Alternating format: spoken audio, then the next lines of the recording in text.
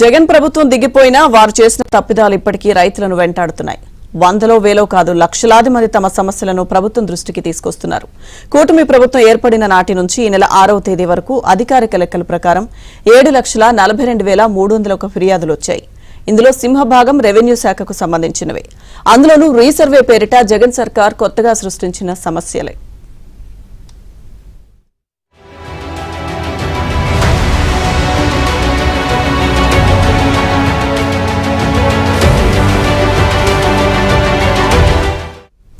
గత సర్కార్ సృష్టించిన సమస్యలపై కూటమి ప్రభుత్వం ఏర్పడిన నాటి నుంచి ఫిర్యాదులు వినతులు వెల్లువెత్తుతూనే ఉన్నాయి.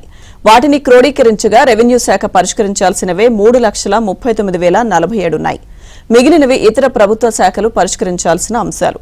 అంటే మొత్తం 7,42,301 సమస్యల్లో సగం ఒక్క రెవెన్యూ శాఖవే ఉన్నాయన్నమాట. ఇటీవల ముఖ్యమంత్రి చంద్రబాబు నేతృత్వంలో జరిగిన కార్యదర్శుల సమావేశంలో ప్రజా సమస్యల పరిష్కారంపై ప్రజెంటేషన్ ఇచ్చారు. ప్రభుత్వానికి వస్తున్న ప్రజా ఫిర్యాదులు విన్నపాల్లో ఎక్కువగా జగన్ సర్కార్ చేపట్టిన రీసర్వేపైనే ఉన్నట్టు వెల్లడైంది. పాలకుడు సమర్థుడైతే ప్రజలు ఎదుర్కొంటున్న రోజువారీ సమస్యలను పరిష్కరిస్తారు. అదే పాలకుడు మరిన్ని కొత్త సమస్యలు సృష్టిస్తే ప్రజల జీవితాలు మరింత కష్టాలమయమవుతాయి.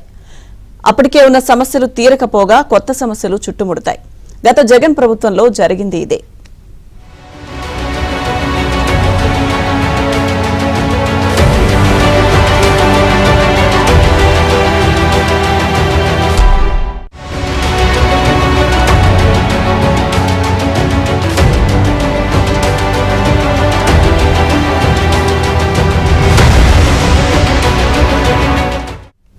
జగన్ అధికారంలోకి వచ్చే నాటికి కొన్ని సమస్యలున్నాయి. అందులో భూ వివాదాలు కొన్ని.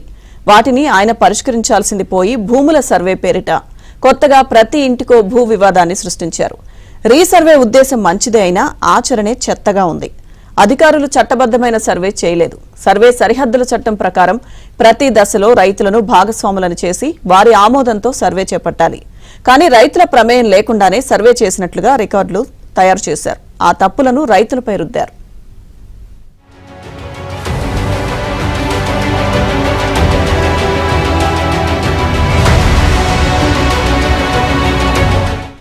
వైసీపీ హయాంలో జరిగిన లెక్కలేనన్ని తప్పులను సరిదిద్దడం ఇప్పుడు కూటమి సర్కార్ బాధ్యతగా మారింది.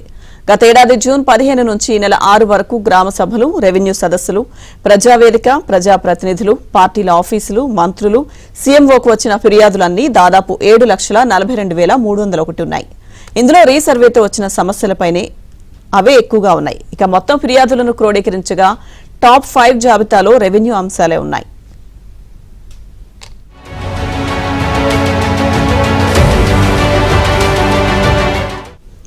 జగన్ ప్రభుత్వం 100 ఏళ్ల తర్వాత చారిత్రాత్మకమైన సర్వే చేస్తున్నామంటూ ఆర్భాటం చేసింది. సర్వే సరిహద్దుల చట్టం 1923 ప్రకారం సర్వేకు ముందు రైతుకు నోటీసు ఇవ్వాలి. సర్వే చేసిన తర్వాత మరో నోటీసు ఇచ్చి లిఖితపూర్వకంగా రైతు ఆమోదం తీసుకోవాలి. ఒకవేళ సర్వే రిపోర్టుపై రైతుకు భిన్నాభిప్రాయం ఉంటే మరోసారి సర్వే చేయాలి. లేదంటే రీసర్వే అప్పీల్ డిప్యూటీ తహసీల్దార్ వద్ద పిటిషన్ వేయాలి. ఇవన్నీ చట్ట ప్రకారం చేయాలి. కానీ జగన్ సర్కార్ అధికార యంత్రాంగాన్ని తొందరపెట్టింది. ఈ ప్రాజెక్టు పేరు చెప్పి ఎన్నికల్లో లబ్ధి పొందాలని భావించి త్వరగా రీసర్వేను ముగించాలని ఒత్తిడి చేసింది. ఫలితంగా అధికారులు నిబంధనలు పాటించకుండా రీసర్వే రికార్డులు తయారు చేశారు. దీంతో రైతుల భూముల విస్తీర్ణం, సరిహద్దుల్లో తేడాలొచ్చాయి. పాస్ పుస్తకాల్లో పేర్లు, సర్వే నంబర్, సరిహద్దుల్లో తేడాలొచ్చాయి. వాటిని పరిష్కరించాల్సిన రెవెన్యూ, సర్వే అధికారులు చేష్టలుడిగిపోయారు.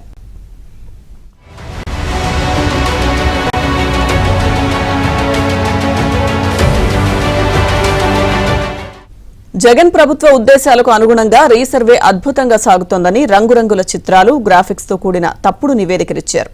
రీసర్వేలో లోపాలు, తప్పులున్నాయని ఎత్తి చూపొద్దని, ప్రభుత్వానికి నివేదించొద్దని కలెక్టర్, జేసీ, సర్వే, రెవెన్యూ అధికారులపై ఒత్తిడి చేశారు. లక్షల మంది రైతులు ఇబ్బందులకు కారకుడైన ఓ అధికారి సర్వే నుంచి తప్పుకొని చల్లగా ఏపీ నుంచి జారుకున్నారు.